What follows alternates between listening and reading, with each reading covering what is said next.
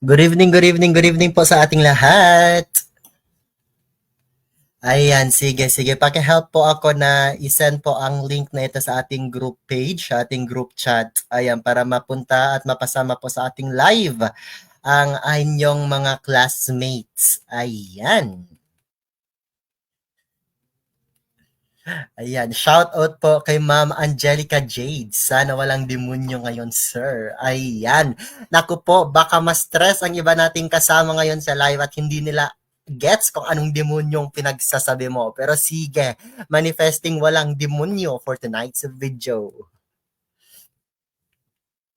Ayan, sige, sige. Okay, sa mga andito na, ayan, paki-mention na ng kanilang mga BFF. Paki-mention na po ng kanilang mga friends. Ayan, upang okay, nang sa gayon ay mapasama po sa ating live session ngayong gabi. Ayan, also you can share this post. Ayan, you can share this live. Ayan, para mas marami din po ang okay, makakapanood ng ating free lecture.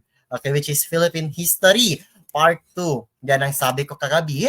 Ayan, may utang ako sa inyong 5 items. Kaya instead of 25 items tayo ngayong gabi, magiging 30 siya.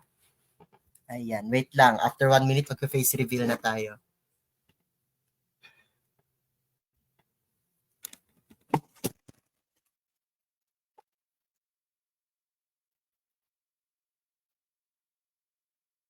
Ayan! Sige, sige, sige. Okay. Good evening, good evening, good evening. Ayan, nandito rin binisita tayo ng aking mga previous baby sa nakaraang na batch. Okay, magandang gabi po sa iyo, Edward Jan Sol Latina, ang aking estudyanteng Latina. Ayan, sige, sige. Okay, muna tayo sa mga early bird ngayong gabi. Okay, start from Ma'am Ana Marie Garcia. Good evening po, Ma'am Irma Edaga. Ayan, Angelica Jade. Ma'am Gemma Villacorza. Paulo Far Olieras, Edward Jansol Latina, Mira Astoles Rojo, Jessa Barrios Patigayan, at si Ma'am Jomeline Leva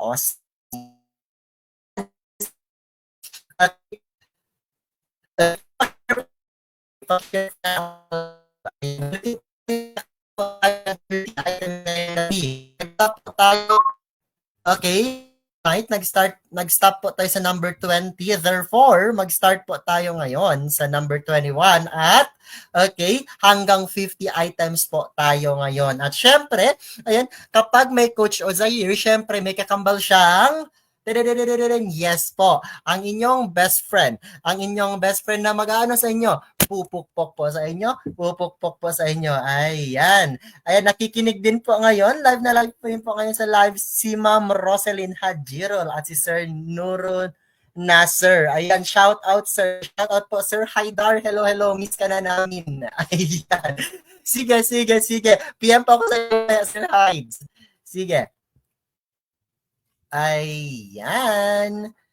So, I believe, anong oras na yan? 9:05. Okay, last 2 minutes at tayo magsisimula na po. Last 2 minutes at tayo magsisimula na po. Okay, paki-mention na po ng kanilang mga best friends. Ayan, mga social studies major, Gen Ed, B-Ed pa yan. Okay, mga B-Ed friends nyo, best ed friends nyo, lahat po sila invited kasi Philippine history ito. Hindi lang lumalabas sa social studies majors, ayan, lumalabas din po ito sa lahat. Kasi nga, kapag Philippine history, ayan, nasa major siya, paminsan nasa Gen Ed po. Ayan. Shout out Sir Hope and Manifest last board exam to take this September from Rosemary Dasas. Ayan, sige, sige.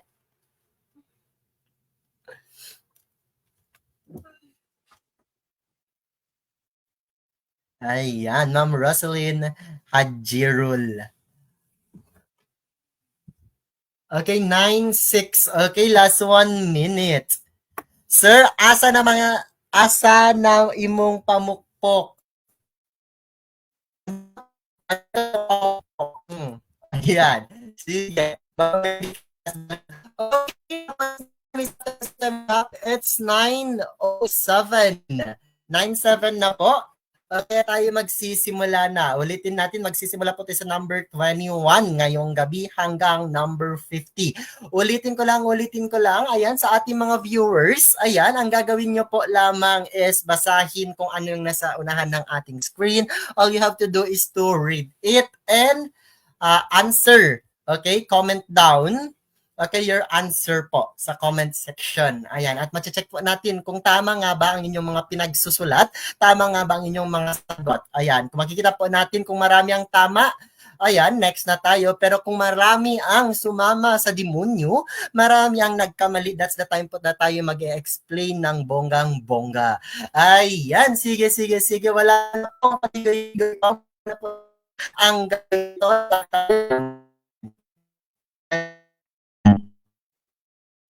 Who was the first military governor of the Philippines? Is it Is it Wesley Merritt? Is it William Howard Taft? Or Elwell Otis? Ayan, sige, I will give you 10 seconds to answer this one. Okay, Ma'am Lady Diana Galang Santa Maria, Coach was a year, wala na po bang replay yung kahapon? Meron po. Okay, pero ang nakaka-watch na lang po ngayon is yung mga exclusive na member po, okay, ng ating review corner. Ayan. Kung gusto niyo pong i-watch po yung ating review, okay, ulit. Ayan. Okay, just PM me po. Ayan, sige. Okay, balik tayo sa question. Who was the first American military governor of the Philippines? Is it Arthur MacArthur? Is it Wesley Merritt? Is it William Howard Taft? Or Elwell Otis? Ayan, naku po. Okay, number 1 pa lang tayo para sa gabing ito. Okay? Pero kung makikita nyo po ang comment section na divide na naman sila into 2. May sumagot ng letter A which is Arthur MacArthur at may sumagot po ng Wesley Merritt, letter B. Okay, ano nga ba ang tamang sagot dyan? Anong tamang sagot dyan? Okay, sige. Ano bang inaasa tanong? First American military governor. Okay, tandaan na po na regime. Kapag sinasabi nating American regime po, ito po yung kung saan sila mga Amerikano. Okay, pumasok ang Amerikano sa Pilipinas. Ayan, nagkaroon po tayo ng dalawang uri ng pamamahala. Okay, meron tayong military government at civil government. Ulitin ko, ang dalawang uri ng pamamahala. Meron tayong military government at civil government. Okay, ang tanong dito, sino pang unang naging military governor during the military government? Is it MacArthur, Merritt, Taft, or Otis? Ang una po nating aalisin is yung letter C. Uulitin ko, ang una nating aalisin po ay yung letter C. Kasi po, ayan, yang si William Howard Taft, siya po ang first, okay, American civil governor. Ulitin natin, William Howard Taft, siya pa ang first American civil governor. Civil governor, hindi siya ang tinatanong kasi nga military governor ang hinahanap natin. Kaya nang sabi ko kanina, during the American period, meron tayong military governor, meron tayong civil governor. Kaya X, si letter C kasi nga hindi siya sa military government, sa civil po. Yan siya. Okay? So natitira na lang po ay si MacArthur, Merritt, at Otis. Always niyo pong tatandaan kapag American military government, okay, tatlo lang po, okay, yung, okay, military governor during that time. Meron tayong MacArthur, okay, Merritt, at Otis. Ang first po, at which is the tamang sagot, ayan, ang first po at tamang sagot po natin dito sa tanong na ito ay sino? Okay, Merritt po. Merritt. Wesley Merritt po. Kaya letter B po ang ating magiging sagot. Okay? Ang second American military governor po ay si Elwell Otis. At pangatlo po si Arthur MacArthur. Kaya kapag ang sagot mo ay letter A, alam mo na ang gagawin mo. Ayan, first item pa lang natin ngayong gabi, ang gagawin mo is ipaharap mo na ang iyong mukha at tayo'y pupukpok ng iyong mukha. Ayan, sige, sige, sige. Okay, unang buena mo, no? Buena nga no ngayong gabi, sapak agad mula sa ating pamukpok. Ayan, ulitin ko po, kapag military government, American military government, okay, ang first military governor ay si Wesley Merritt. Ang second po ay si Erwin Otis at ang ikatlo po ay si Arthur MacArthur. After that po, wala na pong ibang military governor. Kasi nga nag-change na, okay? Naging civil government na po siya at ang next na naging civil governor po, ang unang civil governor ay si William Howard Taft. Okay? Actually, marami yan after ni William Howard Taft. Pero ang tinatanong sa board exam, sino ang first civil governor? Ayan. At sino ang last civil governor? Okay? Kapag may first tayo, which is Taft, ang last naman natin ay sino? Frank po. Frank Murphy. Okay, ulitin natin. Sino ang last civil governor? I will type na lang po para hindi po kayo mahilo. Ayan.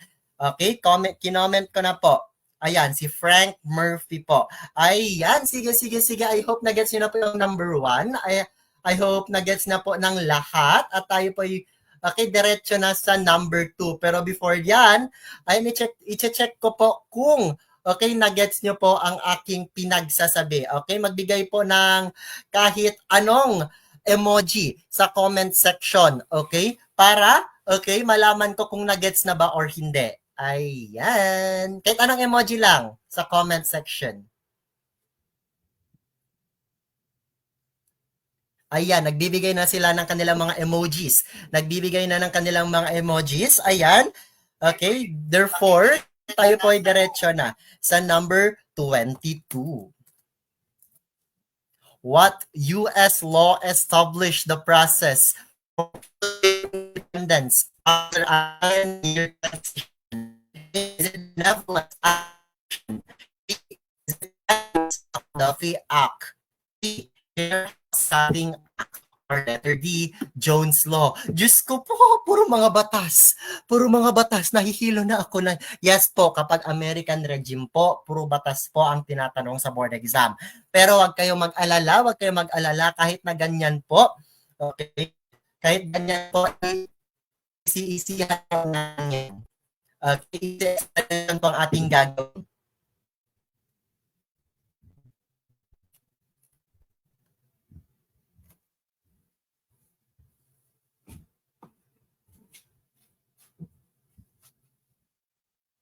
Okay, I will give you 10 seconds to answer this one.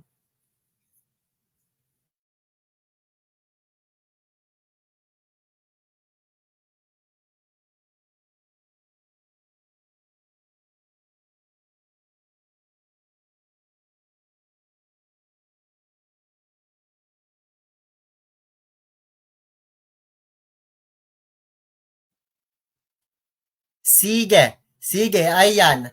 Sasagutan na natin. What U.S. law established the process for Philippine Independence Day after the 10-year transition program? Kung makikita po natin dito sa comment section, ang sagot po nilang lahat ay letter B. Ayan, wala pong sumagot ng ibang letter. May sumagot po ng letter C. Okay, may sumagot ng letter C pero majority po ay sumagot ng letter B. Okay, tandaan po 10-year transition program. Okay, yan po ang keyword natin. Ulitin ko. 10-year transition program. Okay, tandaan niyo na po yan. 10-year. Ano po yung first letter, number 10? Letter T din po. Kaya tandaan nyo na, 10-year tidings McDuffie. Ulitin natin. 10-year. Anong first letter sa word na 10? Letter T. Kaya ang isasagot natin is letter B. Tidings McDuffie, 10 Years Transition Act. Pero ano ba yung mga nasa choices na yan lahat? Para mas lalo nyong maintindihan, i-explain ko na lang po siya one by one. Okay? One by one. Yung letter A na benevolent assimilation, okay?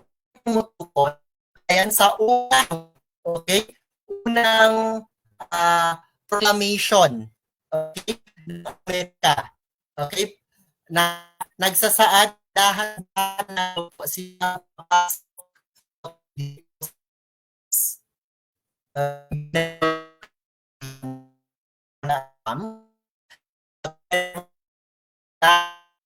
siya Pilipinas. Okay? Next po, meron tayong Jones Law. Tandaan nyo po, kapag Jones Law na po, ayan, ang naririnig ninyo. Okay, kailangan nyo pong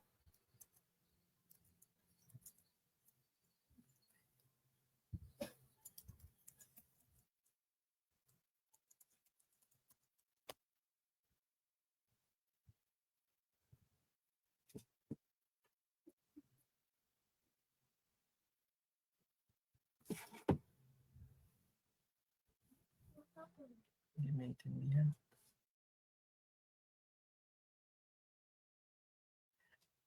Ayan, sige.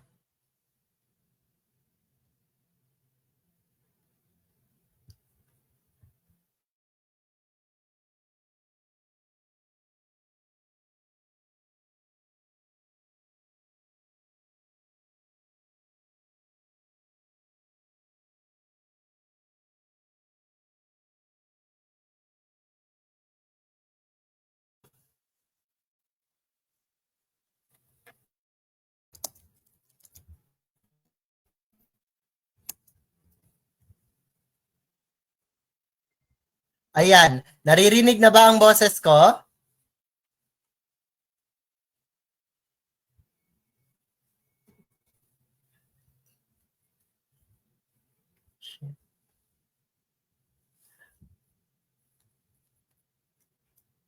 Sige, sige. Okay, ayusin natin to. Ngayon, naririnig na ako? Okay, explain po natin ulit. Explain po natin ulit yung benevolent assimilation. Kapag sinasabi nating benevolent assimilation po, always nyo pong tandaan, okay, na kapag benevolent assimilation po, dito po ang unang announcement ng Amerika na dahan-dahan na daw po silang papasok sa Pilipinas. Ulitin ko, kapag benevolent assimilation po, ito po yung proclamation na galing po sa Amerika na dahan-dahan na daw pong papasukin, okay, ng Amerika ang Pilipinas. At ang nag-announce po nito, ayan, ang nag-announce po nito ay si President William McKinley. Ulitin ko, si William McKinley po ang nag-announce nito. Okay, next po tayo, papasok po tayo sa Jones Law. Okay, papasok po tayo sa Jones Law. Tandaan nyo po kapag Jones Law, letter D, okay, paki-memorize po ng term na bicameralism.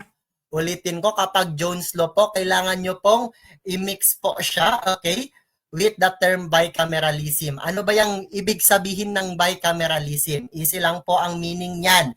Okay? Nang dahil po sa batas na Jones Law na ipinatupad during the American regime, ang legislative branch po ng Pilipinas ay mababahagi, okay, ay madi-divide into two. Okay, ulitin ko, ang legislative branch po ng Pilipinas ay made-divide into two. That's the reason na meron po tayong upper house and lower house. Sa madaling sabi, nagkaroon po tayo ng Senado at House of Representatives. Okay, nagets po ba? Ulitin ko, ang bicameralism under the Jones Law po, nang dahil po sa Jones Law na yan, ayan, nagkaroon po tayo ng dalawang chamber. Ayan, sa legislative branch. Kapag sinabi natin legislative branch, ito po yung branch ng government na kung saan sila po ang gagawa ng batas. At alam na alam po natin, sa paggawa ng batas, meron po tayong dalawang branch.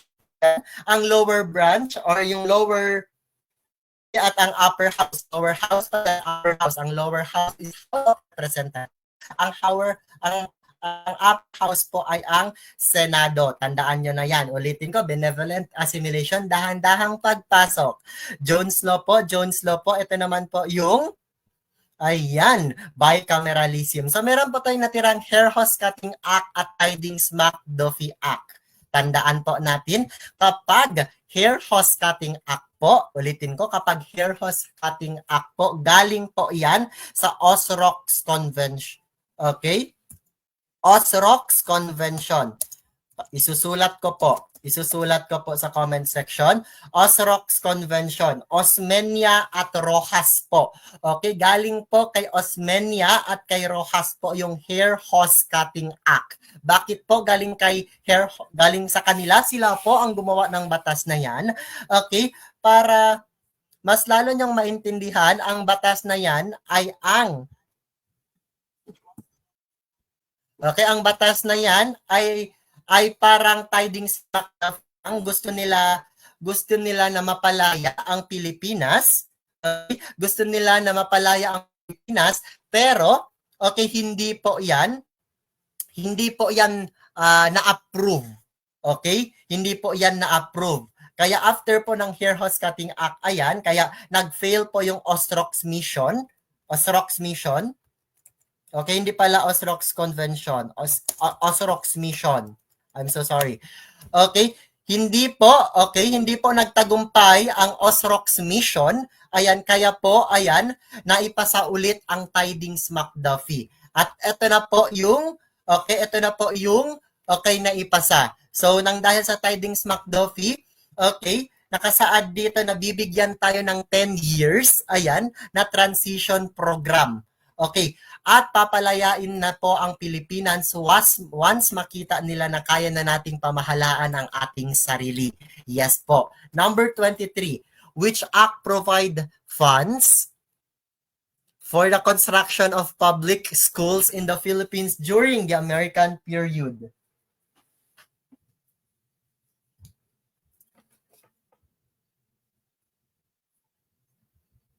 Okay, I will give you 10 seconds to answer this.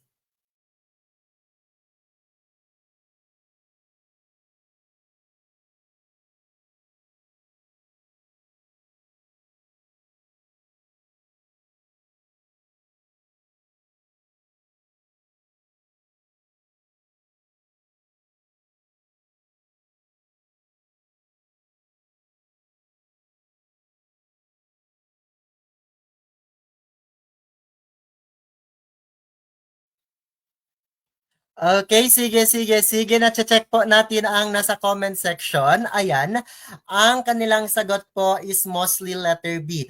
Okay, hindi ko na po i-open muna ang camera ko. Ayan, para makatipid tayo sa net.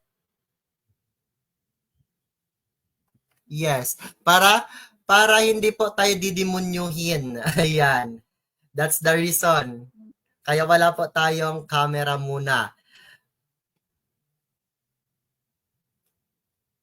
Sige, answer na po natin. Okay, very good po. Ang sagot po natin dito is letter B. Ulitin ko, ang sagot po natin dito is letter B.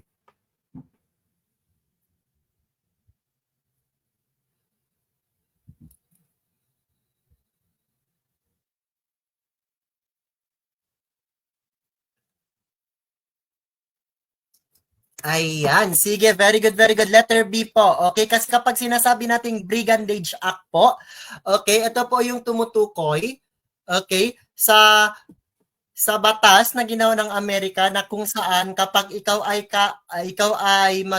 gagawa ng mga hindi ka nais-nais na aksyon, ayan, para sa mga Amerikano, ikaw ay pwede nilang hulihin. At okay, ikaw ay tatawagin nilang okay, ikaw daw ay bandido. Okay? Bandido. Okay, sa Brigandage Act po 'yan. Next po.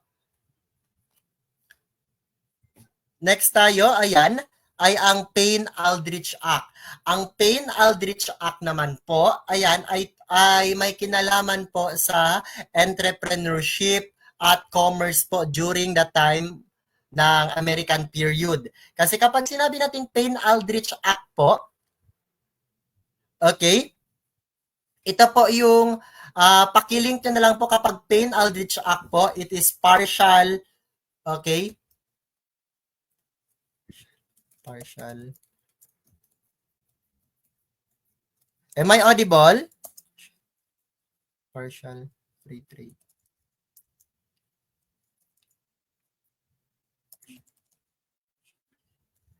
Okay, sige. Okay, Payne-Aldrich Act po. Ayan, sige. Okay, shoutout muna tayo. Ayan, nandito po yung mga anak ko dati. Okay, pa-shoutout po kay Ma'am Ika Shin. Ayan, sige, sige, sige. Hello, hello po sa atin.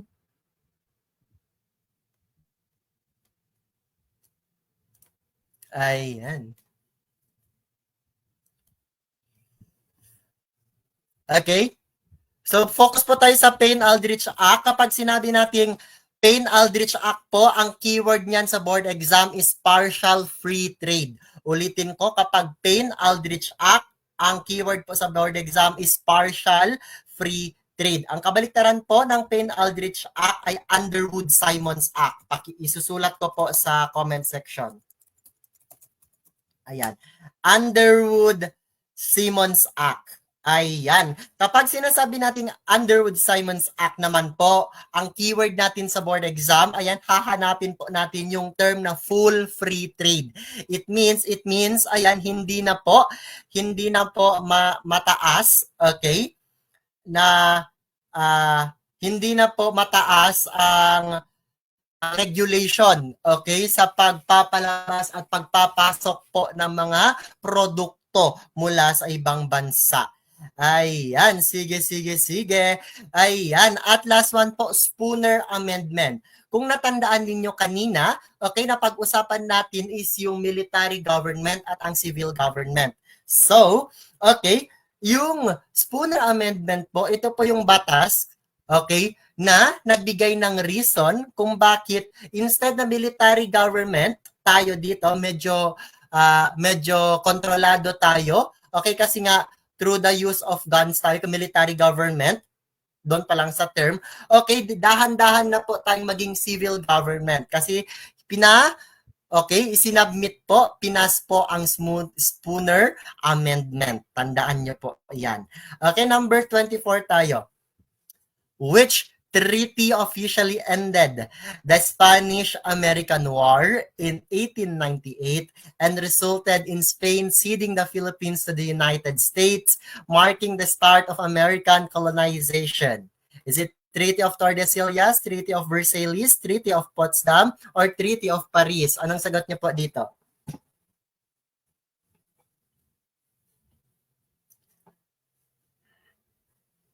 Okay. Okay, may nakita akong sumagot ng letter A. Okay, may sumagot ng letter B. Okay, A at B, A at B.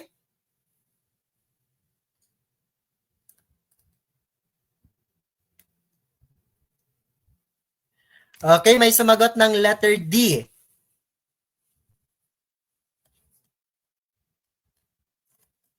Okay.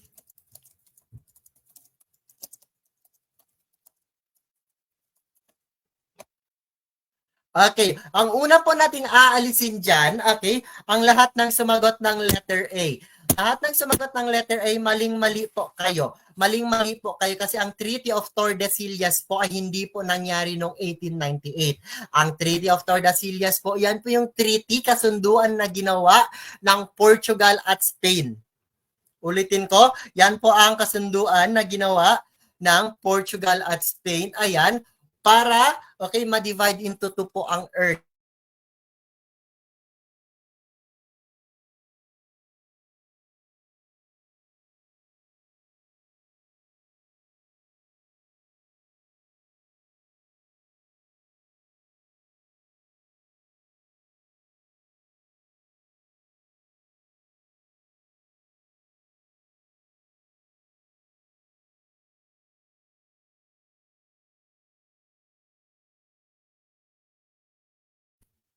Okay? Okay, naririnig ba ako? Narinig ba ako? Okay, dividing the world into two po. Treaty of Tordesillas po. Yan.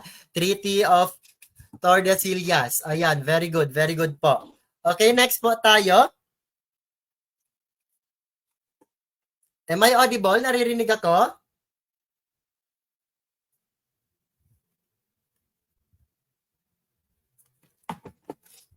Kinuha daw ako ng kadiliman.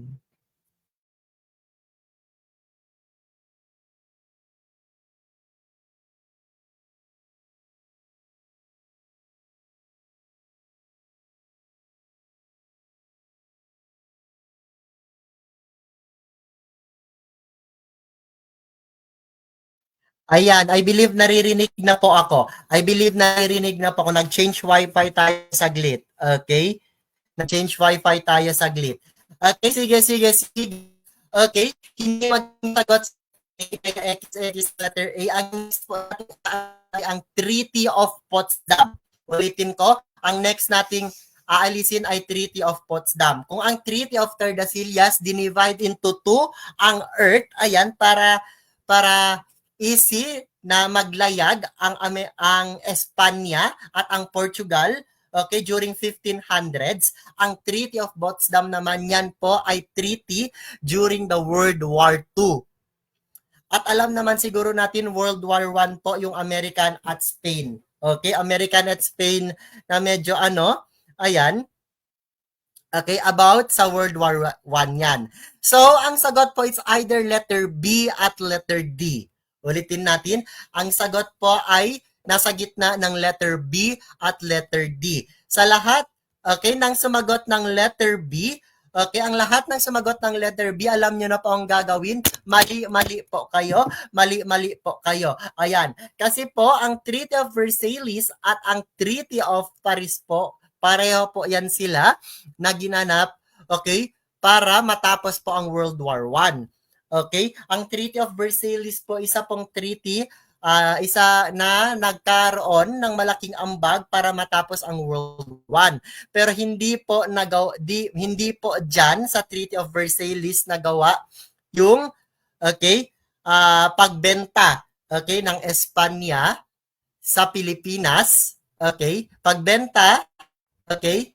Hindi diyan binenta ng Espanya ang Pilipinas sa Amerika sa halagang $20 million. Ayan. Yan po ay nangyari during the Treaty of Paris. Tandaan nyo po yan. Treaty of Paris po ang ating magiging sagot. Ayan. I hope na gets po ng lahat. Number 25 po tayo. Which international organization did the Philippines join after World War I advocating peace?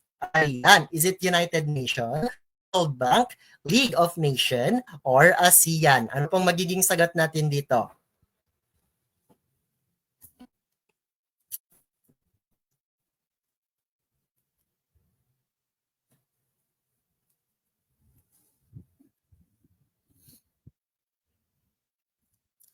Okay, number 25. Okay, which international organization did the Philippines join after World War I advocating peace? Ayan, is it United Nations, World Bank, League of Nations, or ASEAN? Ayan, very good naman po sa lahat. Ayan, ang sagot po nila is either letter A at letter C. Okay, pero may sumagot ng letter D. Okay, may sumagot ng letter D. Ayan, kaya letter A, letter C, at letter D po ang sagot ng taong bayan. Very good din naman. Kasi nga, hindi natin dapat magiging sagot si letter B na World Bank. Ano ba yan ang purpose niyan? Okay, yes, international organization yan, pero wala naman siya kinalaman sa World War I. Ang papasukan talaga ng mga bansa, ayan, after World War I ay may kinalaman sa, okay, nakakasolve sa mga conflicts. Kaya ang United Nations, League of Nations at ASEAN, okay, medyo pasok siya sa tanong. Pero, okay, always nating tandaan,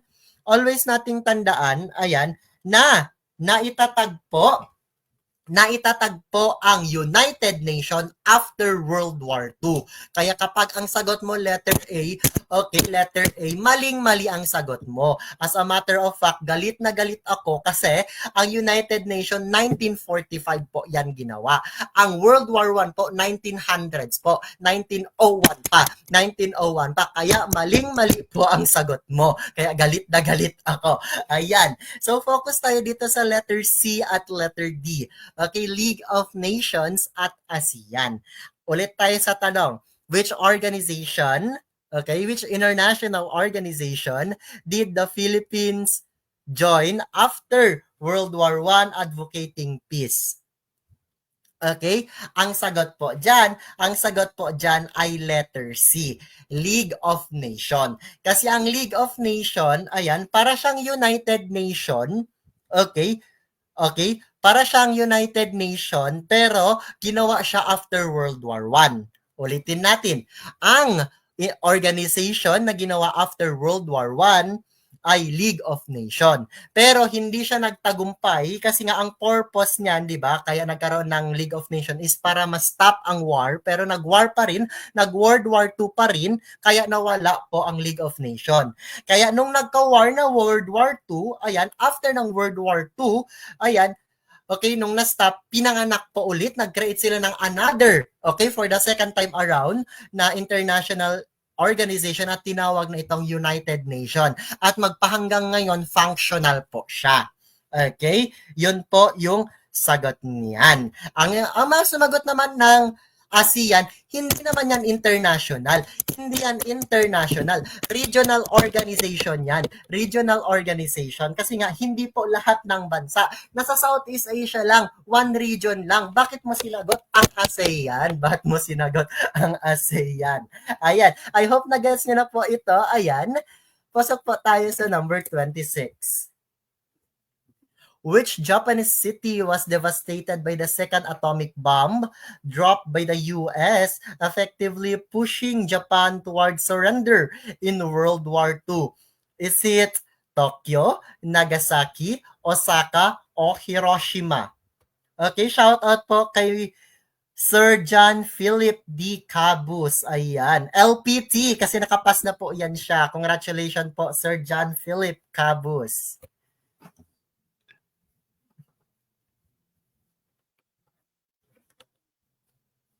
Sige, sige. Okay, sumasagot na po sila ng letter D. Letter D po ang sagot ng karamihan. Okay? Hiroshima. Sabi pa ni Ma'am Rom Dama, letter D with question mark. Letter D, ganun po. Ganun po kung basahin. Pero go, explain natin. Okay, may sumagot ng letter B. Let's see, let's see. Okay, which Japanese city was devastated the second atomic bomb? For short, may dalawang bomba. Okay? May dalawang bomba. At ang hinahanap natin dito, second bomb. Dropped by the USA, United States, effectively pushing Japan towards surrender in World War II. Tama rin naman. Okay? Tama rin naman yung inyong mga sagot. Ang sagot ay nasa letter B at letter D. Nagasaki, pati Hiroshima. Okay? Pero, okay, kailangan nyo ring matandaan kung sino dyan yung first bomba at second bomba. Okay? Ang Nagasaki kasi, okay, ang Nagasaki kasi at Hiroshima place yan sa Japan. Okay? Kasi ganito kasi ang kwento that time. Okay? Okay, nagkaroon na po ng world peace. Okay, ang lahat po ay nag-stop na. Ang Germany po ay napasa kamay na po ng mga Amerikano at ang mga team niya. Pero etong si Japan ayaw po nilang sumuko. Okay?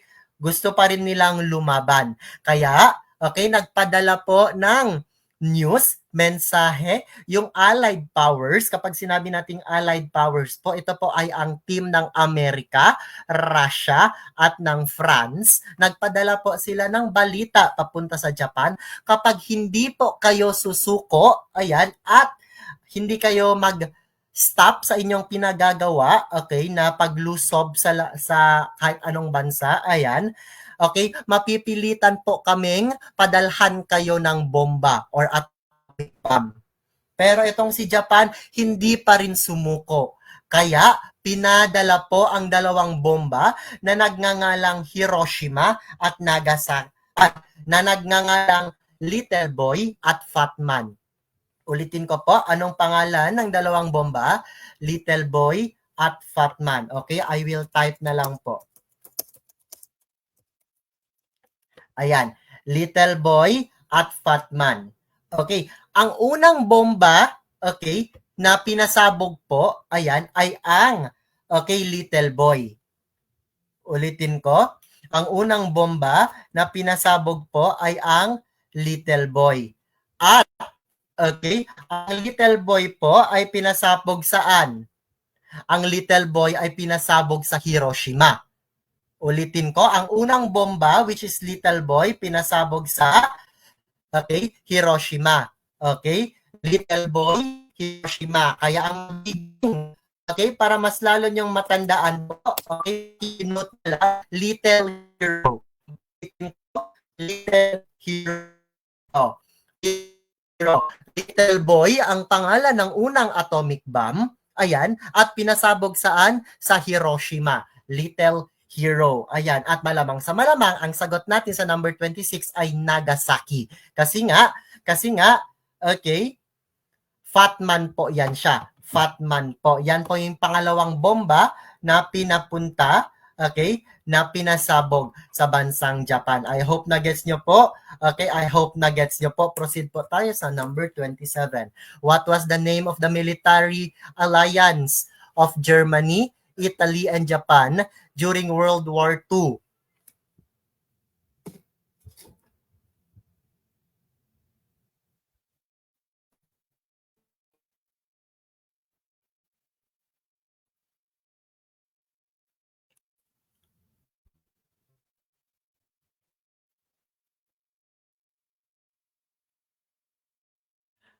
Okay, sige. What was the name of the military alliance of Germany, Italy, and Japan during the World War II? So ito, medyo sila kasi medyo masama ang ulo during that time kasi ang focus nila is parang magpalawak ng kanilang imperyo. Etong si Germany, ang leader nila ay si Adolf Hitler. Alam naman natin si Adolf Hitler, madami siyang pinapatay na, okay, na Hudyo o Jews. Milyon-milyon na Hudyo po ang nategi dahil po kay, okay, Adolf Hitler at Germany na yan. Kaya sa Italy naman po, sila po ay tinatawag na fascist. Ang leader po nila ay si Benito Mussolini. Ayan. Sa Japan naman po si Hirohito. Yes po. So silang tatlo po ay nag-join forces at naghasik ng kadimunyuhan, naghasik ng kasamaan during the 1940s. Pero ano ang tawag sa kanilang team? Is it Allied Powers, Axis Powers, NATO, or APEC? Unang-una, aalisin po natin itong si APEC.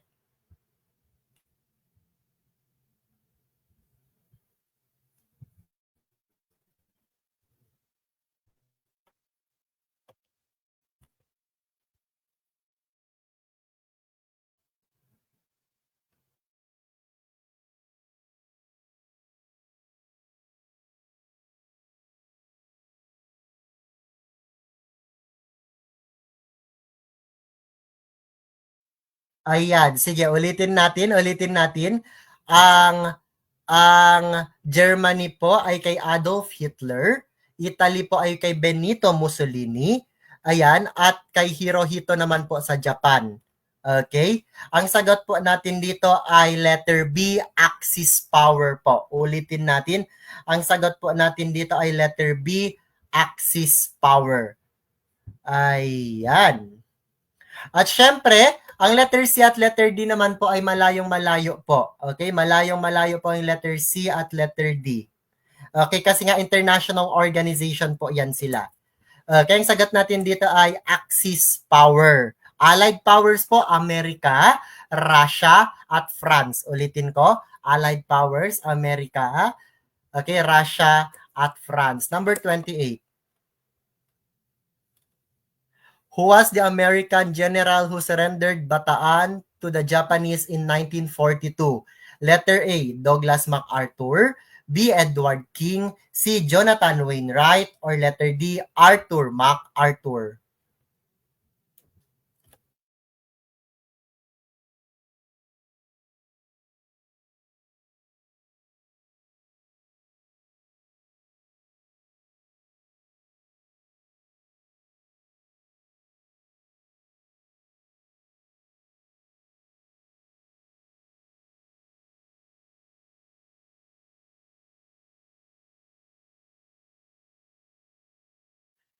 Ayan, sige.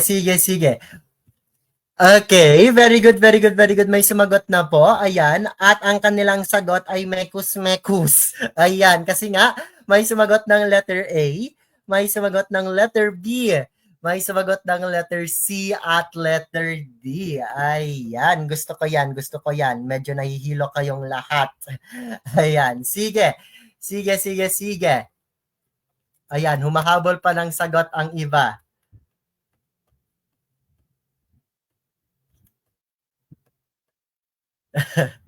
Wait lang, binabasa ko ang kanilang mga sagot. Okay.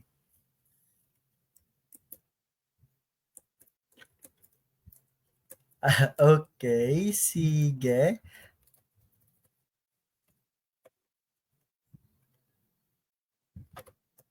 Ayan. Sige, basahin pa natin ulit. Basahin natin ulit. Who was the American general who surrendered Bataan to the Japanese? Okay, una po nating alisin dyan. Ayan. Siguro ito na po yung oras na kung saan ipapalabas natin ang ating mahiwagang pamukpok. Ayan. Ang una po nating aalisin dyan, syempre, ay ang letter A. Douglas MacArthur. Kaya kapag letter A ang sagot, maling-mali po. Maling-mali po ang Douglas MacArthur. Ayan. Kasi nga si Douglas MacArthur, di ba, nasabi na natin yan, siya po ang nagsabi na okay, ng term na I shall return. Ulitin ko, siya po yung okay, anak okay, ni Arthur MacArthur. Ayan. At sa kanya po yung term na I shall return. Next po tayo, Edward King. Okay, Edward King, tandaan nyo na po, kapag Edward King po, Bataan. Edward King, Bataan. Ulitin ko, Edward King, Bataan. Letter B po ang ating sagot. Kaya kapag hindi po letter B ang sagot mo, okay, ilapit ang iyong mukha sa screen at tayo po'y magkukungfu at kay pupukpukin. Ikay pupukpukin. Ayan, sige, sige, sige. Kasi nga, ayan, etong si Jonathan Wainwright po, hindi po yan makikita sa Bataan.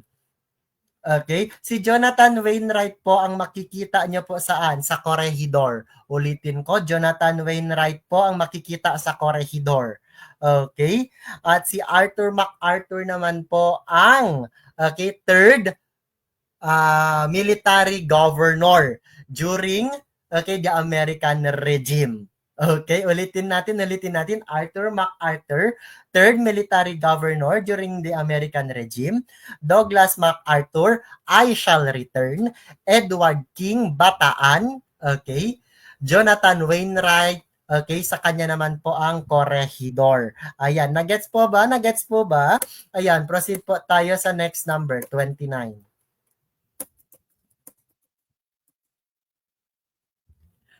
Okay, number 29. Who took command after MacArthur left the Philippines and the general during the fall of Corregidor during World War II? Ayan na. Kung nakikinig kayo, na-gets niyo na po ang ating okay, explanation. Magigets niyo na po ang kung nakikinig kayo, alam niyo na ang sagot dito.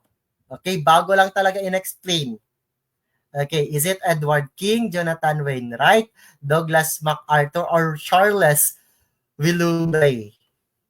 Actually, mga actual let question po yung iba dyan. Okay? Majority po ng nilagay po natin dyan is actual let question.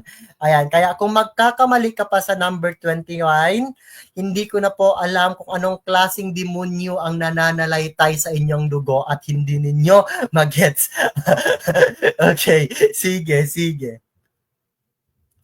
Yes, very good po. Very good po. Ang ating sagot po ay letter B, Jonathan Wainwright. Kasi ulitin natin, ayan, si Edward King po. Si Edward King po ay saan po yan makikita? Yes, very good po. Sa Bataan. Okay, Bataan po. Douglas MacArthur po, I shall return. Ulitin ko, Douglas MacArthur, I shall return. Ayan, wala nang pakembot-kembot pa. Diretso tayo sa number 30. Which Filipino nationalist was known for authoring the 1935 Constitution and opposing American imperialism? Okay, mga niknak ko, ayan, sa ating 82 Okay, sa ating mga viewers, ayan, ngayong gabi, huwag kayong mag-alala. Ang 50 items na PPT na ito ay aking ibibigay po after the live sa ating group page, sa ating group chat. Ayan, kaya huwag kayong mag-alala, ibibigay ko ito. Ayan, ang 50 items na ito, kahit hindi na kayo mag-take note ngayon. Ayan, ayan, at habang buhay na po itong mapapasa inyo. Basta wag nyo lang ipagkalat. Ayan, kasi didemunyuhin sa board exam ang magkakalat ng PDF. Okay, at magbibigay sa mga hindi naman naka-enroll sa ating live review. Ayan, sige, sige, sige. Okay, number 30 tayo. Filipino nationalist was authoring the 1935 Constitution and opposing American imperialism. Is it Jose P. Laurel? Is it Claro M. Recto? Is it Manuel L. Quezon? Or Apolinario Mabini? Ano pong magiging sagot natin dito?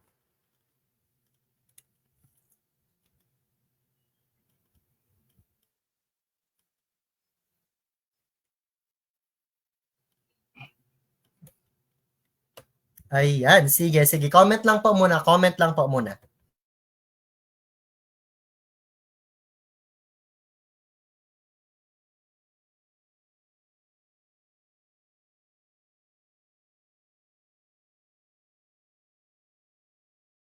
Ayan, nakikita ko po ang inyong mga sagot. Ayan, letter C, may sumagot ng letter D, may letter B. Ayan. Okay, ang tanong, which Filipino nationalist was known for authoring the 1935 Constitution and opposing American imperialism? For short, sino sa mga sumusunod po? Ayan, ang medyo ayaw niya yung mga mananakop. Okay, ayaw niya yung mga Amerikano. Okay, malamang sa malamang. Hindi po sino? Hindi po si Manuel L. Quezon ang sumulat. Okay? Ang author ng 1935 Constitution. Hindi po si Manuel L. Quezon ang author ng 1935. Sa mga nagtatanong po ng how much ang review, paki-PM na lang po ako. Ayan, sige. Okay, ang una nating aalisin ay letter C. Hindi po, ayan, si Manuel L. Quezon ang author ng 1935 Constitution. Kaya, bato-bato sa langit ang sumagot ng letter C, bukulan. Bubukulan ang sasagot ng letter C. Ayan. Next po, ayan, ay hindi rin po magiging sagot si Apolinario Mabini or letter D. Okay, lumalabas sa board exam, itong si Apolinario Mabini, siya po ay familiar sa term na dakilang paralitiko. Ulitin natin, dakilang paralitiko, Apolinario Mabini. Advisor po yan siya dati, okay, ni Emilio Aguinaldo, General Luna or Antonio Luna at marami pang iba. For short, hindi po author si Apolinario Mabini, hindi po author si Manuel L. Quezon. Okay? So, ang sagot po is, okay, nasa letter A at sa letter B. Jose P. Laurel at Claro M. Recto. Pero always nyo na pong tandaan, ayan, na kapag sumulat ng 1935 Constitution, ang magiging sagot po ay letter B, Claro M. Recto. Ulitin ko, ang sumulat ng 1935 Constitution, Claro M. Recto. Okay? Para mas lalo nyong magets, ang 18 Okay, ang sumulat ng Malolos Constitution or 1899 Constitution ay si Felipe Calderon. Ulitin ko, si Calderon po sa 1899. Okay? Sa 1935 po, Claro M. Recto. Okay? After that, 1973 po, ayan, which is yung martial law. Ayan. At 1987 naman po ay si Cecil Munoz Palma. Okay? Kaya, okay, yan po ang sagot natin, Claro M. Recto. Ayan. Number 31 po tayo. Who succeeded Manuel L. Quezon as President of the Philippine Commonwealth during World War II? Is it Jose Rizal? Is it Sergio Osmeña? Is it Ramon Magsaysay? Or Elpidio Quirino?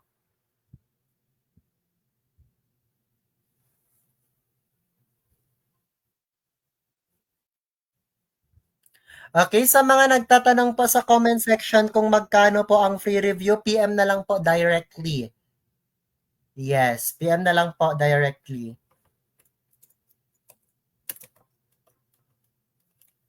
Okay, focus tayo, focus tayo. Who succeeded Manuel L. Quezon as President of the Philippine Commonwealth during World War II? Is it Jose P. Laurel, Sergio Esmeña, Ramon Magsaysay, or Elpidio Quirino? Okay, Agi Kila Osoroki. Ulitin ko, Agi Kila Osoroki. Oh, alam nyo na yon agad. Okay? Siyempre, ayan, hindi po magiging sagot si Elpidio Quirino at Ramon Magsaysay kasi nga malayong-malayo po yan sila sa World War. Okay? Nasa unahan na po yan sila. 1950s onwards po yan sila. So, focus muna tayo sa 1940s. Okay? Okay, ang sagot po natin ay sino? Letter B po. Sergio Osmeña. Kasi nga, hindi po naging president ng Commonwealth si Jose P. Laurel. Siya po ang president during, okay, the Japanese regime. Okay, hindi po Commonwealth yung sa kanya kasi si Jose P. Laurel lumalabas din po siya as the puppet president. Okay? Puppet president po, Jose P. Laurel. Okay, Sergio Osmeña, okay, siya po ang successor ni Manuel L. Quezon sa Philippine Commonwealth during World War II. Ayan, next po tayo, ayan, Ramon Magsaysay, okay, siya po ang okay, man of the masses, little man of the little man of the Philippines. Ayan, at sa kanya po, okay, ang pinakamataas na ekonomiya ng Pilipinas. Okay, it was during Ramon Magsaysay's period din po na napirmahan ang Rizal Law. Okay? At si Ramon Magsaysay din po, sabi pa nila, ang pinaka magaling na presidente ng Pilipinas. Okay?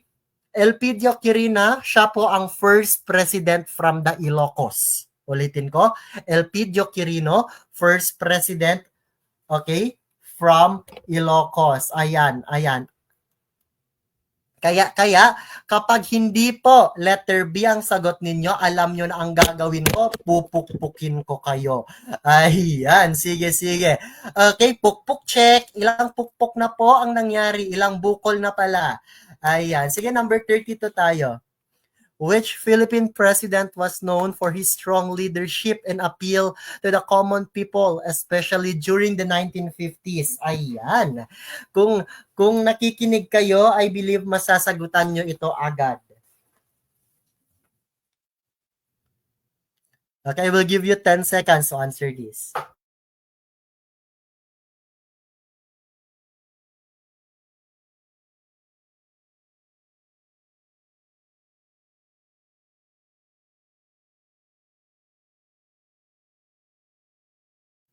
Ayan, sige. Kita ko na po silang nag-comment, okay, sa comment section. Okay, ulitin natin, babasahin natin. Which Philippine president was known for his strong leadership appeal to the common people, especially during the 1950s? Is it Ferdinand Marcos, Diosdado Macapagal, Ramon Magsaysay, or Diosdado Macapagal? Ay, perfect. Dalawang Diosdado Macapagal. Ayan. Pero anong magiging sagot? Kapag nakikinig kayo, alam niyo na po ang sagot dito. Yes, very good. Ang sagot po, ay Diyos ko po, may sumagot ng iba. May sumagot ng letter A, may sumagot ng letter B, may sumagot ng letter C at letter D. Hindi ko po inakala na sa ganitong tanong po tayo mag-fruit salad. Kaya palakpakan po natin ang kadimunyuhan sa ating katawan. At marami na naman po ang mapupukpok ngayong araw. Okay, tandaan nyo po, kapag mas strong ang leadership, kapag mataas ang appeal sa mga taong bayan, for short, mahal ng taong bayan, okay, favorite ng buong bansa, ayan, mahal ng taong bayan kasi nga open ang Malacanang, man of the masses, Ika nga, ang sagot dyan ay si Ramon Magsaysay. Ba't kayo nag-Ferdinand Marcos? Diyos ko po. Ayan. Ba't kayo nag-Diosdado Macapagal? Dahil dalawa ba ang letter B at letter D? Kaya nag-Diosdado Macapagal kayo? Na-stress pati ang aking ring light. Ayan. Oh, ang aking camera. Siguro tegi na siya. Pero Deadma, kailangan yung pagalitan para magets niyo na po ang sagot next time. Ang sagot po dyan, kapag mahal ng bayan po, it is Ramon Magsaysay. Ayan. I hope na gets nyo na po yan siya. Okay? Man of the masses, little boy, namatay siya dahil sa isang aerial crash. Ayan. It's Ramon Magsaysay. Ayan. Number 33. Who was elected as the first vice president of the revolutionary government under Emilio Aguinaldo? Is it Apolinario Mabini? Is it Mariano Trias? Is it Andres Bonifacio? Or is it Pio Valenzuela? Ayan, nakatama ulit. Ligtas sa pamukpok. Ayan, sige. Okay, bukol check. Ilang bukol na kayo ang lahat? Sige. I will give you 10 seconds to answer number 33. Feeling ko ang mga demonyo nagsisilabasan na naman sa kanilang mga otak. Kasi nga, na-stress. Sino ang first Vice President of the Philippines? Ayan. Since social studies major tayo, hindi lang po first president ang dapat natin kilala. Kilala din natin ang first Vice President. Ayan. May sumagot ng letter C. Aha.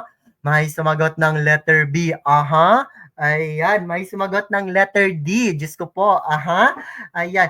Okay, wala bang sasagot ng letter A dyan para fruit salad na naman ang atake ng ating mga kadimonyo? Sige. Para malakas ang demonyo sa ating katawan ngayong gabi. Oras na upang kayo i-exorcise lahat. Okay? Dito po sa ating review, wala po akong holy water. Bupok lang po. Okay? Para maalis ang kademonyuhan natin. Always yung pong tandaan, kapag first president of the Philippines, Emilio Aguinaldo. First Vice President of the Philippines, hindi po si Apolinario Mabini, hindi po yan siya tumakbo. Okay, for public office, hindi siya naging Vice President, si dakilang paralitiko. Malamang sa malamang, hindi rin. Kung sino ka mang demonyo ka, bato-bato sa langit ang sumagot ng letter D na Pio Valenzuela, hindi po siya magiging sagot.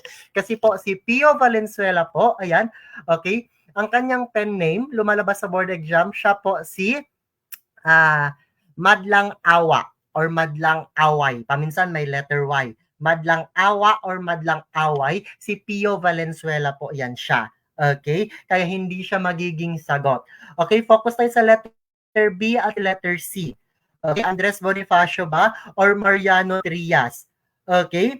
Alam naman natin na magkalaban po si Emilio Aguinaldo at Andres Bonifacio during that time, okay, na kung saan naglaban po sila sa pagka-presidente. Okay? During the Tejeros Convention. Yung unang election daw ng Pilipinas, Tejeros Convention. At ang nanalo ay si Emilio Aguinaldo. Okay? Tumakbo sa pagka-presidente si Emilio Aguinaldo at si Andres Bonifacio, pero hindi nanalo si Andres Bonifacio that time. Kaya, ang nanalo po sa pagka-presidente ay si Emilio Aguinaldo. Ang tanong, nanalo ba? Sino ang vice presidente? Okay? Very good po. Sa mga sumagot ng letter C, ayan, sa mga sumagot ng letter C po, which is Andres Bonifacio, okay, hindi po siya ang naging vice president. Ang sagot po natin is letter B, Mariano Trias. Ulitin natin, Mariano Trias po. Ay, umasa. Yes po. Hindi po. Okay? Kaya nagalit si Andres Bonifacio during that time. Kasi nga, yung siya na ang mag-speech, ayan, upang ikampanya ang kanyang sarili. Kasi ang lahat kasi ng mga nominated, okay, bilang presidente, such as Emilio Aguinaldo, Andres Bonifacio, may time sila para mag-speech sa unahan. Nung si Andres Bonifacio na po yung mag-speech sa unahan, ayan, siya po ay parang pinahiya po ng team, okay, ni Emilio Aguinaldo. Ano ang silbi ng isang taong katulad ni Andres Bonifacio upang upang tumakbo, ayan, sa posisyon na pagka-presidente kung wala naman siyang alam sa politika. Okay, wala naman siyang natapos, ayan, na degree at marami pang iba. Napahiya po si Ante Niño Bonifacio, kaya nag-walk out po siya. Ayan, sige, sige, sige. Okay, mamaya mamalaman niyo po kung anong nangyari after niya po nag-walk out. Number 44. Okay, before tayo papasok sa next na question, syempre natanong na po natin kung sino ang first Vice President. Ngayon papasok na naman po tayo kung sino ang second female. Okay? Hindi yan, mali yan ang tanong. Okay, ang tanong po diyan, I will paraphrase the tanong. Ayan, who is the first Vice President of the Philippines? Ulitin ko. Who is the first Vice President of the Philippines? Okay. Ito po ang tanong. Who is the first Vice President of the Philippines? Ayan. I will give you 10 seconds, okay, to answer.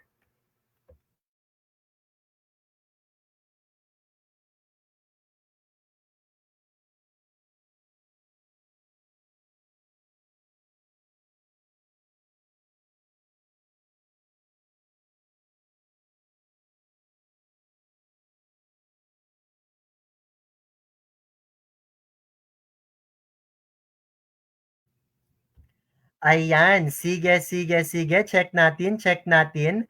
May sumagot ng letter A. May sumagot ng letter B. May sumagot ng letter A. May sumagot ng letters. Wow! Okay?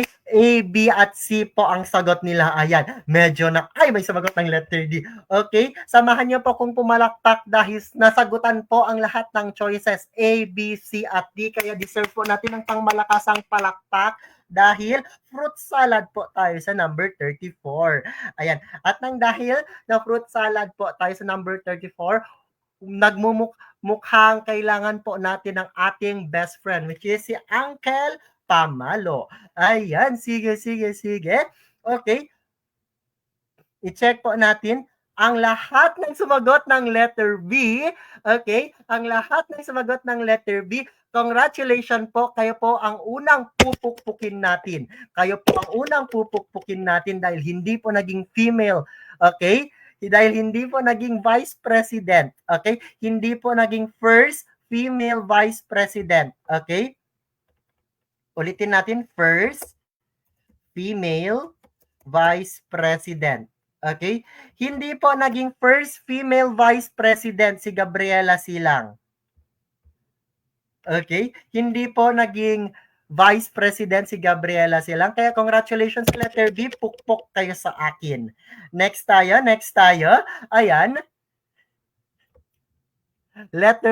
Letter, ayan, ang next nating aalisin ay si, ayan, letter D. Ang lahat ng sumagot ng letter D, pukpok kayo sa akin, pukpok kayo sa akin. Diyos ko po, ba't naman po magiging Vice President si Gregoria de Jesus? Asawa po yan. Asawa po yan ni Andres Bonifacio. Si Andres Bonifacio nga hindi, okay? Si Andres Bonifacio nga hindi nanalo as president. Asawa niya pa kaya? Perfect ka talaga, T. Kapag yan ang sagot mo, deserve mo ng pangmalakasang pukpok. Ayan. Ayan. Ayan. Sige, sige, sige. Meron tayong letter A at letter C. Ayan. Diyos ko po. Okay, letter A at letter C tayo. Okay? I will give you 10 seconds para palitan ang inyong sagot. Letter A at letter C, babalik ako after 10 seconds.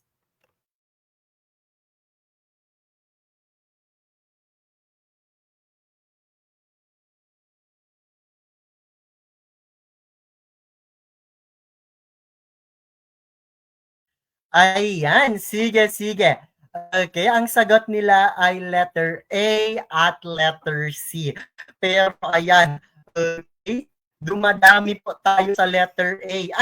Ay, lumalaban ang letter C. Lumalaban ang letter C.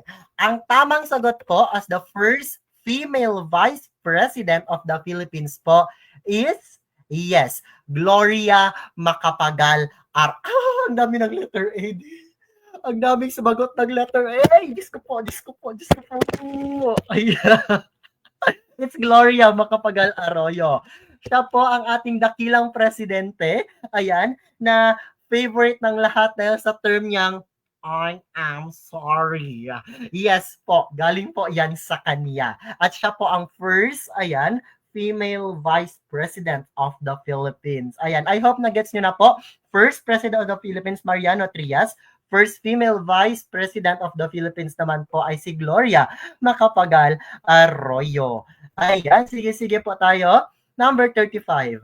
Which Philippine president was nicknamed Man of the Masses for his populist appeal and humble background? Ayan, is it Fidel V. Ramos? Is it Joseph Estrada? Is it Ramon Magsaysay? Or is it Diosdado Macapagal?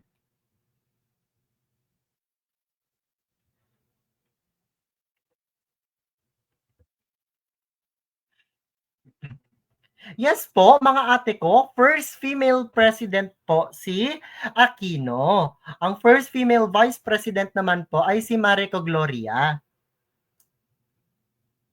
Sige, number 35 tayo. Feeling ko wala nang magkakamali dito sa number 35. Ayan, very good po.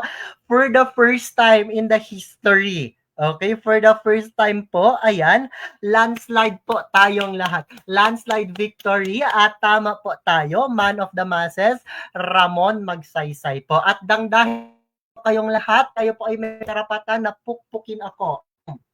Perfect. Perfect. Natalo niya po ang kadiliman sa harap ninyo. Natalo niyo po. Ayan. At tayo mag-proceed na sa number 36. Ang sakit. Na-stress ako sa pagpupuk. Sige. Well, before tayo mag-proceed sa number 36, before tayo mag-proceed sa number 36, sa mga hindi pa po, okay, nakapag-enroll po sa Coach Uzair, okay, September 2025 LET, Social Studies Leadership Review Program, okay, just message me po para, okay, sabay-sabay nyo pong makuha ang mga freebies po, okay, bibigay ko po ang PowerPoint na to after the live. Maybe, kung hindi man ngayong gabi, bukas ko pa ibibigay. Ayan, sige. 8 PM lang po, pero reply po ka after this. Number 36. Who is known as the father of Philippine journalism for his work in Solidaridad? Is it Jose Rizal? Is it Andres Bonifacio? Is it Marcelo del Pilar or Graciano Lopez Haina? Ano pong sagot niya dito?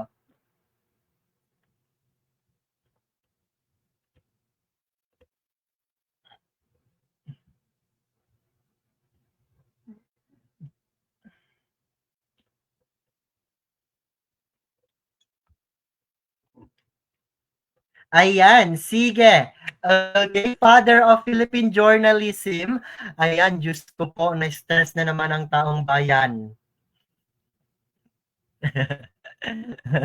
Okay. Shoutout po kay Ma'am Cherry Tabola. Ayan, yan po si Ma'am Cherry Tabola, isa po sa mga anak ko. Okay, sa Soksay Mahusay 1.0. Anak ko po yan sila na nakapas na. Ayan. Hi September babies, makinig kayo sa lahat.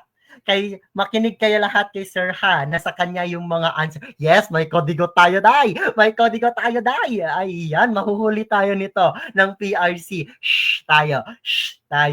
Ayan, sige, hindi ko po kayo iwan hanggang sa final coaching. Sa final coaching, doon na po, mas stress ang inyong utak kasi, ayan, 1,000 concepts po ang ating pag-aaralan sa final coaching. Pero focus muna tayo dito sa number 36. Father of Philippine Journalism. Ang sagot po natin ay letter. Ayan, sinigawan na nga tayo. Sinigawan tayo ni Ma'am Angelica Jade. Letter C. Ayan, very good po, Angelica Jade po. Then ang sagot natin ay letter C po. Marcelo Del Pilar po, father of Philippine journalism. Ayan, number 37 tayo. What is the full name of the Philippine national hero? Dr. Jose Rizal. Ayan. I will give you 10 seconds to answer this one.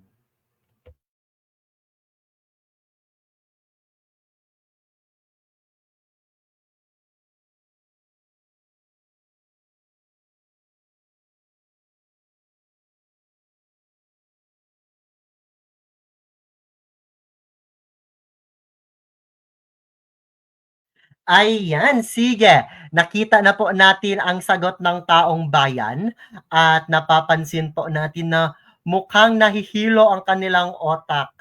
Ayan. Marami na naman po, ayan, ang sinaniban ng kanilang mga demonyo. Ayan, marami naman po ang mahihila ng kadiliman dahil ang sagot po ay may letter A, may letter B, may sumagot ng letter C. Therefore, tayo sa number 37. Busog na busog tayo sa fruit salad. Okay? Ngayong gabi. Kaya po, na natin ang ating pupukan. Ayan. Kapag sinasabi natin full name of, okay, the Philippine national hero,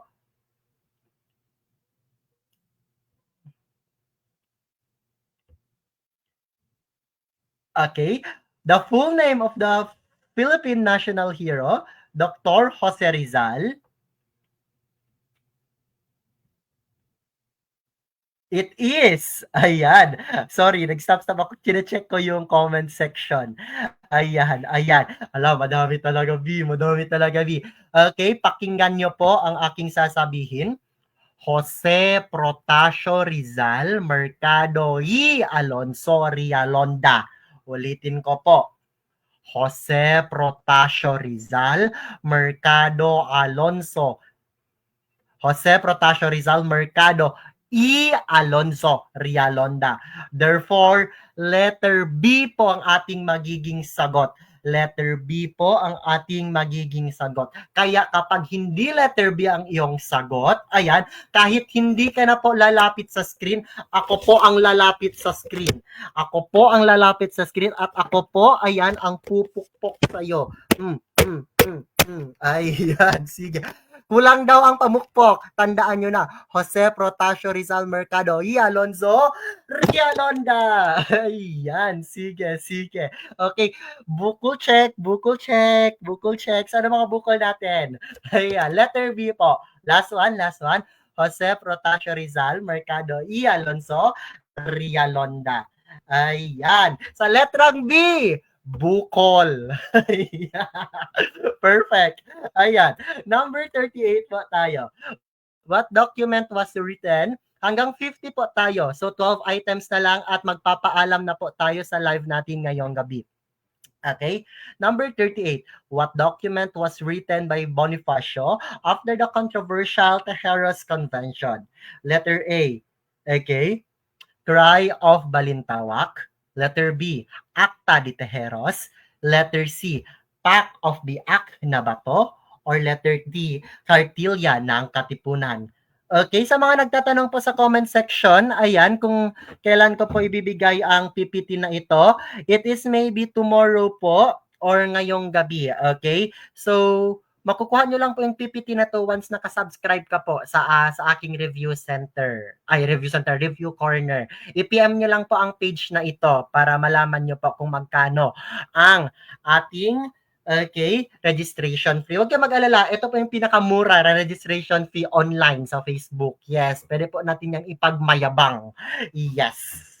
Okay. What document was written by Bonifacio after the controversial Tejeros Convention? Is it letter A, B, C, or D? Okay. Ang una nating alisin is yung Piak na Bato. Ang Pact of Biak na Bato po, ayan, ay kay Emilio Aguinaldo. Okay, X po yan agad. X po yan agad ang Pact of Biak na Bato. At very good, walang sumagot ng letter C. Pero, okay, wala ring sumagot ng letter D, Kartilya ng Katipunan. Kasi nga ang Kartilya ng Katipunan po, ayan, ay kay Jacinto. Jacinto po yan. So letter C at letter D, X po. Very good, very good. Ay, may sumagot ng letter. Bakit letter C ang sagot mo, ate? Okay. Kung sino ka man dyan, bata-bata sa langit, Inday, wag lang magalit. Ayan. Hindi po letter C ang sagot. Hindi po letter D. Ayan, letter A at letter B po tayo mag-focus.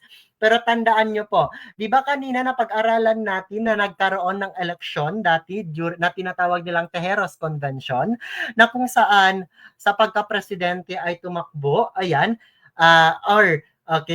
nominado si Andres Bonifacio at Emilio Aguinaldo. Okay? At nung time na ni ni Andres Bonifacio upang mag-speech, siya po ay pinahiya ng team po. Okay? Okay, ang leader ng nagpahiya sa kanya ay si Daniel Tirona. At ang badeng na si Andres Bonifacio, si Uncle Andres Bonifacio ay nag-walk out. Yes po. At after niya pong mag-walk out po, ayan, deadma pa rin po at tuloy-tuloy pa rin po ang eleksyon. After that, after ng ilang araw po, nagbigay po ng letter, okay, si Andres Bonifacio, ayan, kay Pio Valenzuela.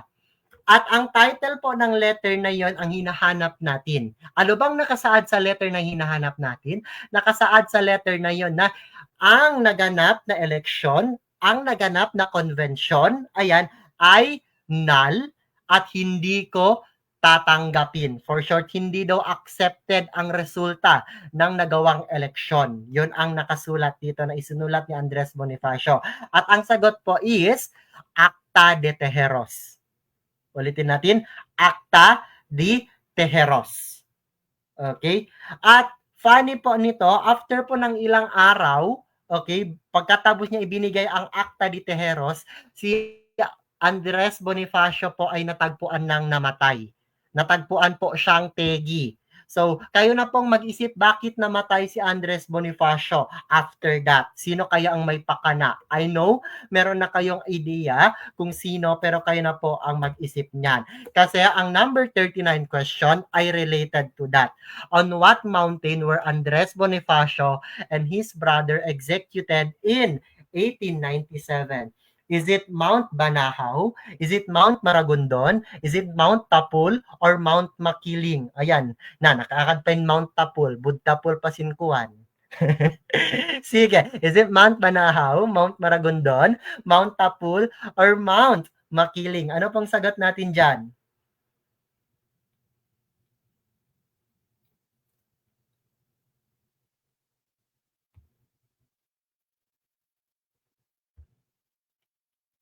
Okay, number 39 po, hindi ko na po kayo papahirapan sa Mount Maragondon po. Mount Maragondon. Okay, dyan po nakita, okay, ang labi, ayan, ni Andres Bonifacio at ng kanya, ang labi ng kapatid ni Andres Bonifacio.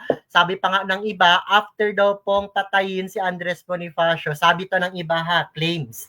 Okay, siya po ay china-chop-chop po after that upang hindi po makilala ang kanyang labi.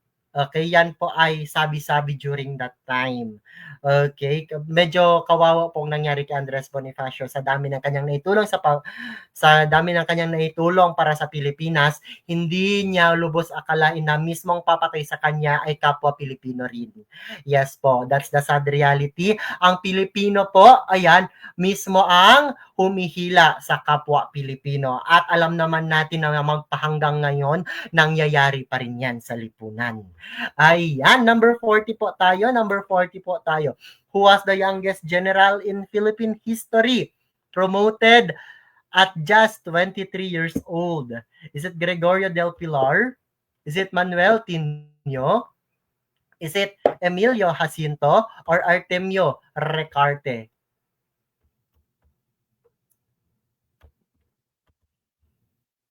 Sige, I will give you 10 seconds to answer that one.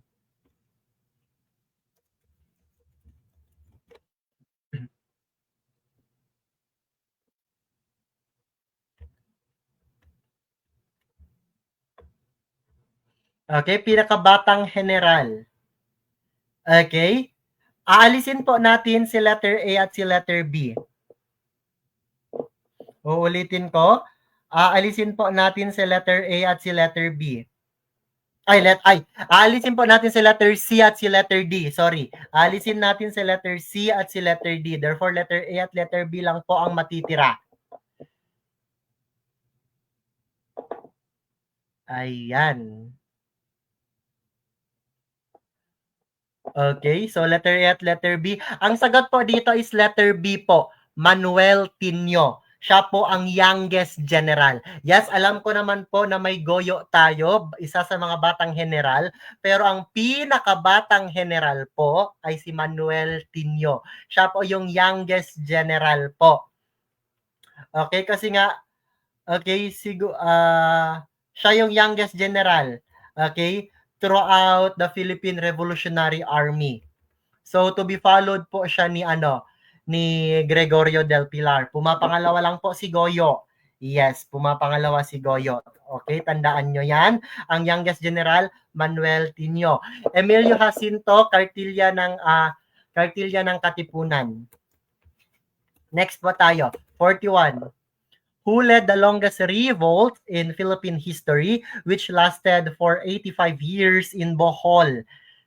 Is it Diego Silang, Francisco Dagohoy, is it Tamblot, or Andres Malong? Itong tanong na po ito, always po siya lumalabas sa board exam. More likely, sa isang taon, lalabas talaga siya. It's either March or September. So, hindi siya lumabas ng March, malay nyo, lalabas sa inyo. Kaya nilagay ko talaga to siya. Kasi nga, favorite to siya ng board. Kaya tandaan nyo na po ang longest revolt. Kapag longest revolt po, ang sagot is Dagohoy! Yes po, mahaba po. Dagohoy! Yes po. Longest revolt in the Philippine history po is Dagohoy. Yes. Very good po. Ayan. Sumama po sila sa pagsigaw sa atin. Ayan. Funny. Yes po. Longest revolt in Philippine history, Dagohoy po. Very good, very good. Next po tayo, number 42. Which Filipina was known for smuggling weapons and aiding the Katipuneros during the revolution? Is it Gregoria de Jesus? Is it Teresa Magbanwa? Is it Agueda Esteban? Or is it Trinidad Texon?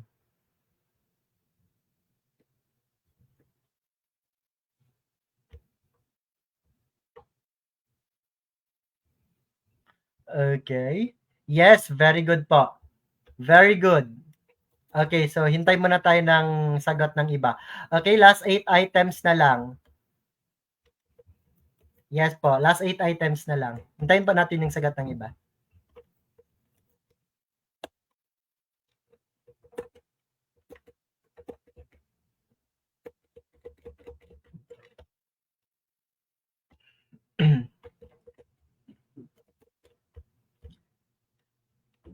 Ayan, sige, sige. Ang una po nating aalisin dyan, ay parang alam naman ng lahat. Okay? Alam ng lahat ang sagot. Clap, clap, clap, clap, clap, clap. Ayan, Agueda Esteban. Yes po, si Agueda Esteban po ang sagot. Pero kahit na alam nyo na po ang sagot, kailangan nyo rin pong tandaan, iyang si Trinidad Texon, okay, pakisulat, Trinidad Texon, Mother of Biak na bato. Uulitin ko, Mother of Biak na bato, Trinidad Texon. Ulitin natin, Mother of Biak na bato, Trinidad Texon. Teresa Magbanwa naman po, yung letter B, Teresa Magbanwa, siya po ang Visayas Joan of Arc. Visayan Joan of Arc po, ayan, Teresa Magbanwa. At syempre, si Gregoria de Jesus, siya naman po ang Lakambini of Katipunan.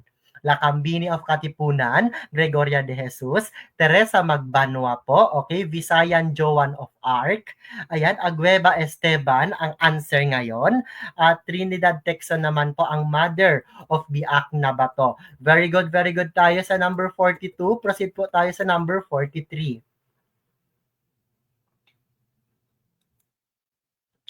Okay. Who betrayed General Gregorio del Pilar at the Battle of Tirad Pass? Is it Emilio Aguinaldo? Ayan. Is it, okay, Januario Galut? Is it Artemio Ricarte? Or is it Efialtis?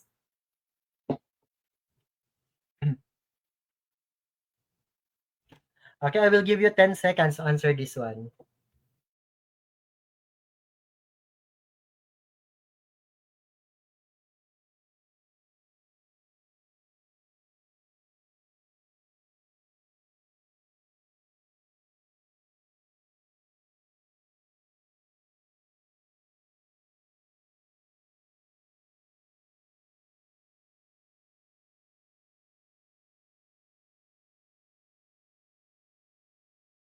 Ayan, sige, sige. Ang sagot po natin dito, hindi po magiging sagot si letter D, si Ephialtes. Kasi si Ephialtes naman po, yan po ay makikita natin bilang tridor, okay, during the Battle of Thermopylae. So it means wala yan sa Pilipinas. Ang Thermopylae, kita ko sa digmaan sa pagitan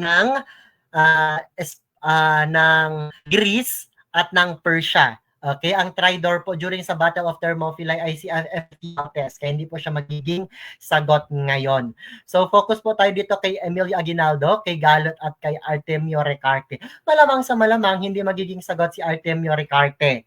So focus tayo sa letter A at letter B. Si Emilio Aguinaldo naman po, hindi siya magiging sagot kasi siya ang pinrotektahan ni Gregorio del Pilar. Kaya ang magiging sagot po natin is letter B po. Letter B. Ayan. Juanario Galut po. Ayan. Number 44. Who is the fictional heroine often associated with Filipino ideals of femininity in Noli?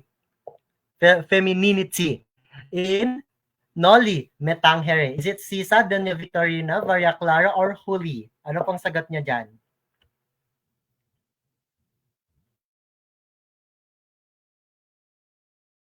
So, next Saturday po ulit ang ating klase at magfo-focus naman po tayo sa Asian history at world history. So, ang gagawin natin, i-divide natin siya into two. Asian history po sa Saturday, world history po sa Sunday. Okay? Okay? Ganun po ang gagawin natin next week. Saturday, Sunday, 9 p.m. onwards, Asian and world history po tayo. Focus tayo ngayon sa number 44, pinaka-easy sa lahat ng tanong na I believe lahat ay makakasagot.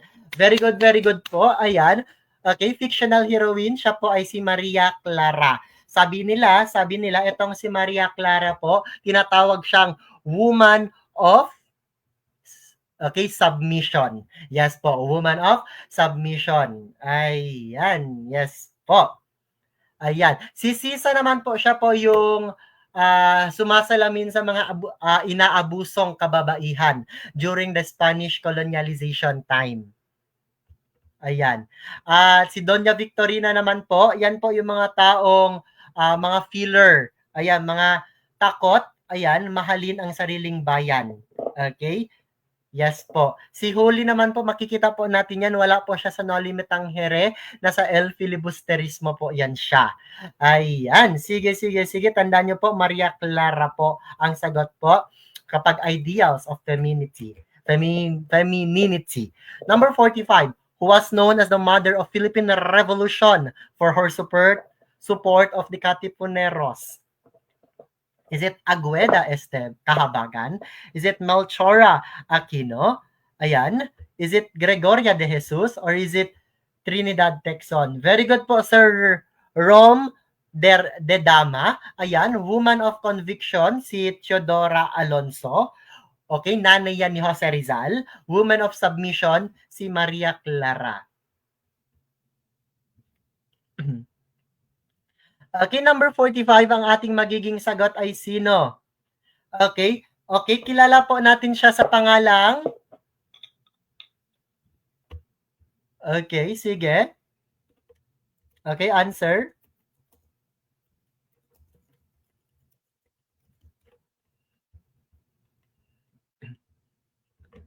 Yes. Okay, very good po. Ang sagot po dyan, ayan, ay yung iba, dahil daw father of Philippine Revolution, si Andres Bonifacio, ang asawa, ginawang mother. Perfect ka kapag ang sagot mo letter C kasi nag-mother father ka. Hindi po. It's Melchora Aquino. Siya po si Tandang Sora. Ulitin ko po. Tandang Sora, Melchora Aquino. Mother of Philippine Revolution. Ayan. Yes po. Next tayo. Number 46. Ayan. Last 6, 7, 8, 9. Okay, last 5 items. What did the Spanish government declare the Philippines to be in 1863, integrating it more closely into the empire? Is it a crown colony? Is it a protectorate? Is it a province of Spain? Okay, or is it a viceroyalty?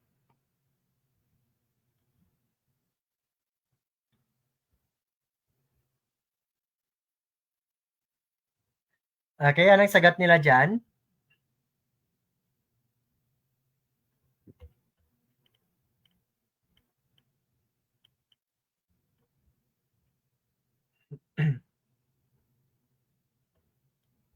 Okay, ang sagot po natin dyan, letter A. Okay, colony lang po. Colony lang po tayo. Okay? Alisin natin yung crown. Wait lang. Itegi ko si crown.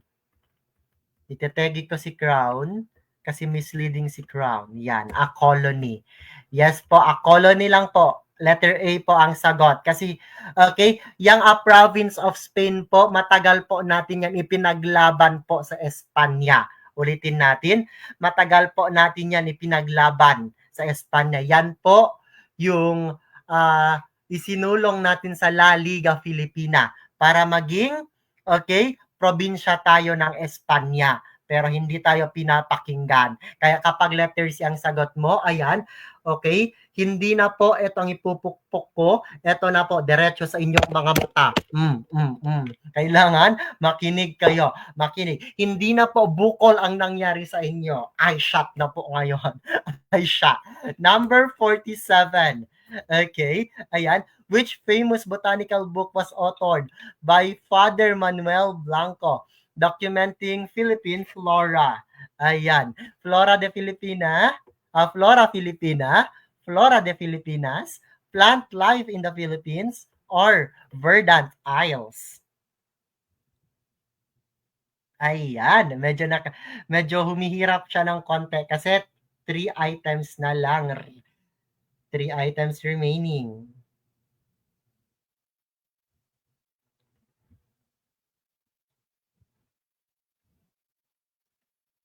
Ayan, sa mga nagtatanong po, ayan, okay, kung paano, okay, mag-register po sa ating online review corner, i-PM nyo lang po ang Coach Uzair na page. Huwag kayong mag-alala, magre-reply po tayo ASAP. Sige, sige. Number 47, ayan, hindi ko na po kayo papahirapan po. Letter B po ang sagot. Flora de Pilipinas. Ano ba yung Flora de Pilipinas na yan? Ang Flora de Pilipinas po ay isang, okay, botany, okay, book po siya, okay, na may kinalaman sa different species ng halaman na makikita sa Pilipinas. Okay, Flora de Pilipinas, ang sumulat ay si Manuel Blanco. Next po tayo, number 48. Who is the, perfect, may nakabold. Who is the third editor of Last Solidaridad? Tingnan natin kung sino ang mas stress ngayon. Okay, who is the third editor of La Solidaridad? I will give you 10 seconds to answer this one. Isipin.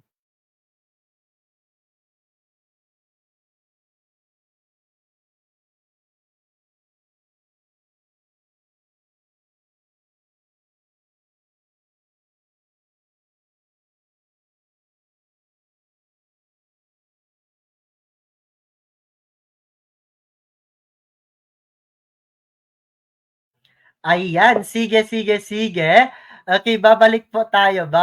Check natin. Okay, may sumagot ng letter A. May sumagot ng letter B. Ayan. May nag-letter D. Maraming nag-letter D. May sumagot ng letter C. Diyos ko po. Ayan. Fruit salad tayo number 48. Fruit salad tayo number 48. Ayan. Okay. Ang una nating aalisin, ang lahat ng sumagot ng letter B at nagpasama sa naka-bold na letter na yan, ikaw po ang una nating pupukpukin. Kasi ang first editor ng La Solidaridad po ay letter B. Okay? First editor ng La Solidaridad po ay letter B, Graciano Lopez Haina. Ang second editor ng La Solidaridad po ay si Marcelo H. Del Pilar. So therefore, sino ang third editor ng La Solidaridad po? Ang sagot po dyan, wala.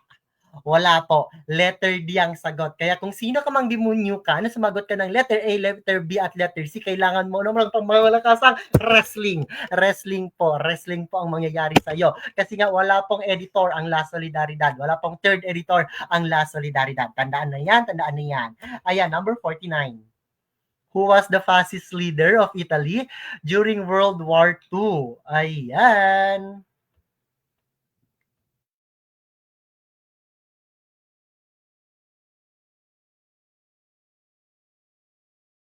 Okay, konti na lang, konti na lang.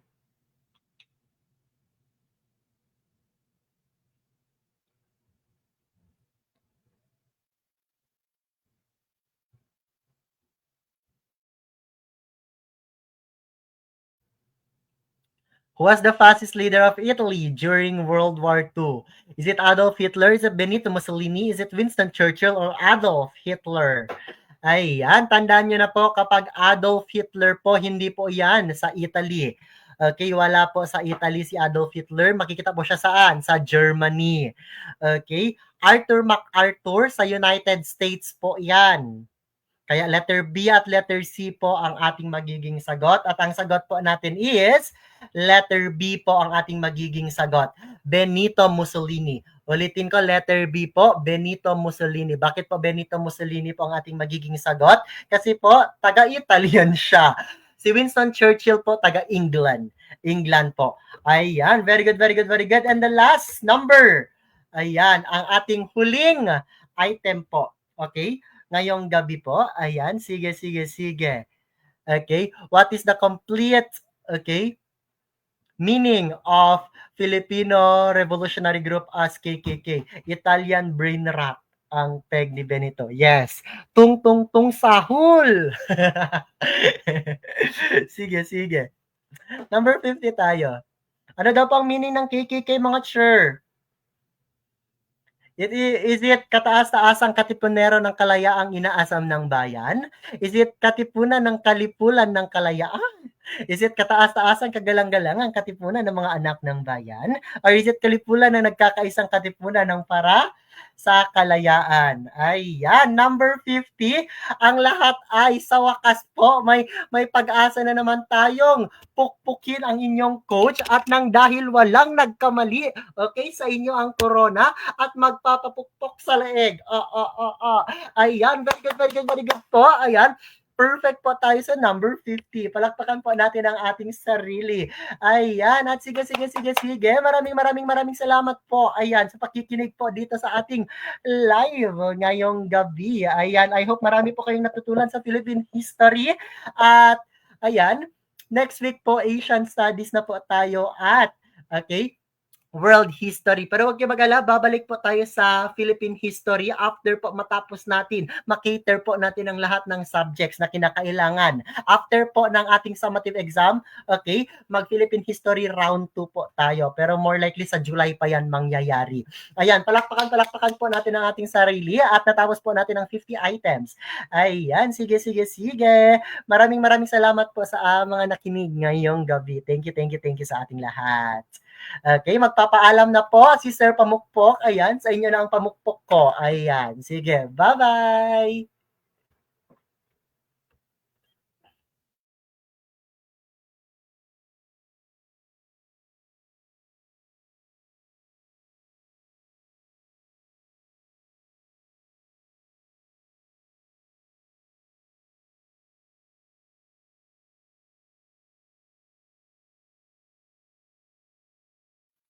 Grabe naman yan sa pokpokan. Ang bastos naman ng pokpokan, Ate Korom. Mga dedam. Pokpok talaga. Pokpokan, hindi pokpokan. Sige, bye-bye na. Totoo na to.